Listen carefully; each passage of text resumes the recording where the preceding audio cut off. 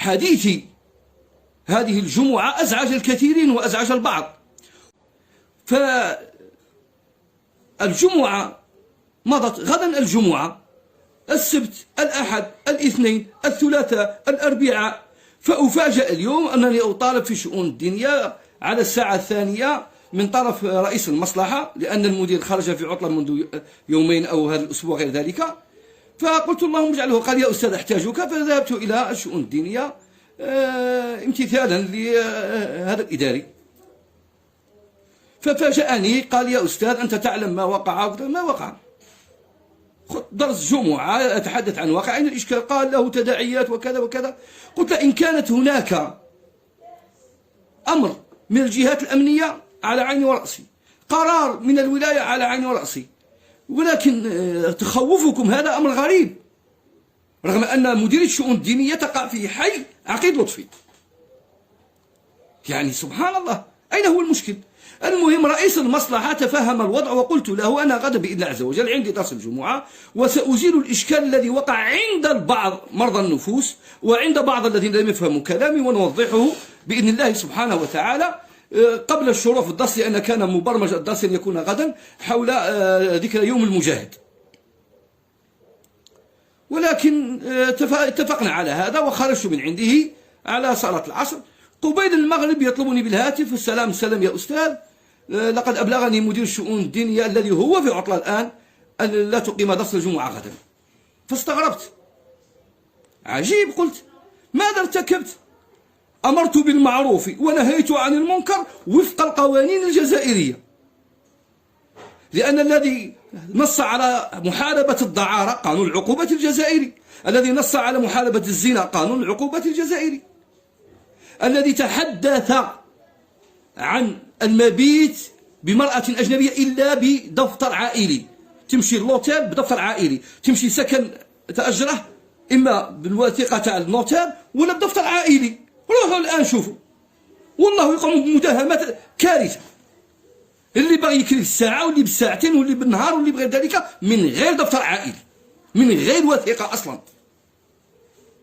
بالإضافة إلى ظاهرة الزواج بالأجانب، أحببنا أم كرهنا عندنا إخوان السوريين وإخوان الأتراك موجودين بكثرة في هذه المنطقة، وبعض الأفارقة أصبح الزواج عاديا، رغم أن المشرع الجزائري صارم في هذا الزواج الذي لابد له من وثائق إدارية، لأننا نخاف على بلدنا من اختراق، نخاف على بلدنا من الجوسسة، نخاف على بلدنا ممن يضروننا من كل منطقة ومن حدب وصوب. ولهذا الدولة تتحرى في زواج الجزائرية بالأجنبي أو الأجنبي أو الجزائري بالأجنبية.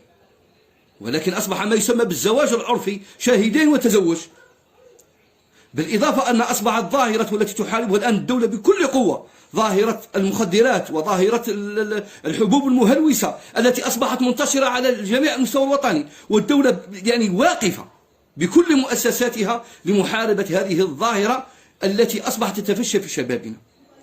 فغيرتي على هذه الولاية، وغيرتي على هذه البلدة، وغيرتي على وطني انطلاقا من ديني الإسلامي، ثم من القوانين التي رصدتها هذه الدولة لحماية الشخصية والشخصية الوطنية والشخصية الجزائرية، وتحاول حمايتها للحفاظ على هويتها، كان كلامي كله في هذا الإطار، ولم يخرج عن هذا الإطار على الإطلاق. الذي أزعج البعض ربما رضا أن يركب الموجة وقال أنني أتحدث عن الحي عقيد لطفي باسمه. فأنا قلت في الدرس هذا نموذج، وقلت هؤلاء الدخلاء، أنا لم أتحدث عن الأصلاء ولم أتحدث عن الشرفاء، بالعكس جاءني بعد صلاة الجمعة مباشرة شخصين وهم يسمعاني الآن، قال يا شيخ أنا فاضل، نحن نسكن في حي العقيد وربما كلامك قد يؤتي البعض غير ذلك، رغم أن ما قلته صحيح. فقلت لهم ادخلوا إلى الانترنت واليوتيوب واعملوا صور من الحي العقيد وما يقع فيه. لست أنا، سكان الحي يصورون كثير من المناظر المسيئة، تضرروا من هذه المناظر المشينة. أقسم لكم بالله ثلاث: إن الأب يستحي أن يمشي مع ابنه، ويستحي أن يمشي مع ابنته، بل ويستحي أن يمشي مع زوجته في الحي لما يراه من هذه الصور. أنا لا أكذب عليكم، لا حول ولا قوة إلا بالله. ما يدفعني لهذا الكذب؟ ماذا سأستفيد؟ ولهذا أنا غايتي وحرقتي كيف أحافظ على هوية هذا البلد، كيف أحافظ على ممتلكات هذا البلد. وأقول جزا الله والي ولاية وهران، والي ولاية وهران العمل الذي يقوم أولا من حيث تحدثنا عن وهران نظافتها وجمالها، يعني هذا لا ينكره أحد. كل من يأتي إلى وهران يعني يتمنى أن لا يخرج منها، لأن والي الولاية يقوم عليها، يعني تجده في الشوارع وفي الأحياء وفي البلديات يحاول أن يقف بنفسه على هذه الأمور. وفوق ذلك تدعيمه لحملة كتاب الله عز وجل، تدعيمه للمساجد لحفظة القرآن. وآخرها كانت الطائرة التي ذهبت بحفظ القرآن من وهران، طائرة كاملة كانت على نفقة الولاية للذهاب إلى العمرة. وجميع المناسبات نجده واقفا معنا، رمضان كاملا بدروسه واقفا معنا. فأنا لا أشكك في نوايا والي الولاية الذي أعلم أن له يدا في الدفاع عن البعد الديني في هذه الولاية، بل وتشجيعه في هذه الولاية. ولكن هناك بعض الخفافيش لا يعجبهم هذا الأمر. أنا أستغرب، فقلت لمدير الشؤون الدينية لما اتصل بي بعد المغرب أنني أقوم الدرس، فقلت له ما السبب؟ قال أنت من منع نفسه. أنا من منعت نفسي؟ سبحان الله. الله سبحانه وتعالى عندما يقول لعن الذين كفروا من بني إسرائيل على لسان داود وعيسى بن مريم ذلك بما عصوا وكانوا يعتدون كانوا لا يتناهون عن منكر فعلوه لبئس ما كانوا يفعلون. هذه صفة بني إسرائيل، كانوا لا يتناهون عن منكر فعلوه. ثم الذين يحبون أن تشيع الفاحشة في الذين آمنوا. أنا لا أدري والله كيف تفكر بعض مسؤولي الشؤون الدينية، والله العظيم، حتى لا أحمل الوزارة لأنني أتحدث من أباشره. يعني هل أخذتكم الغيرة على العهر؟ أخذتكم الغيرة على الدعارة؟ على أي شيء أخذتكم الغيرة؟ أنا أستاذ جامعي، أستاذ في الشريعة والقانون، ونائب سابق برلماني، أعرف ما معنى الدولة، نائب رئيس لجنة الشؤون الخارجية، رئيس لجنة الاقتصاد والمالية والتعاون الدولي في دول اتحاد المغرب العربي، نائب رئيس جامعة. لا أعرف هذه الأمور، لا أعرف كيف أحافظ على بلدي، لا أعرف كيف أخطب. 30 سنة وأنا في الدروس والخطب والمواعظ، لا أعرف ماذا أقدم وماذا أؤخر. أم أن الموضوع أزعجكم؟ أم أزعج بعض التجار الذين يمتصون دماء المواطنين؟ أقول بعض. ولهذا أقول وأجدد، أولا أنا أعتذر للسكان حي العقيدة الأصلاء وليسوا الدخلاء. سكان حي العقيدة الذين أعرفهم في شخوصهم، لأنني سكنت في الحي لمدة 3 سنوات، أعرف شخوصهم ممن يصلون في مسجد الوفاء أو يصلون في مسجد الملك بن نابي أو يصلون عندي في مسجد القدس أو في مسجد الرحمة.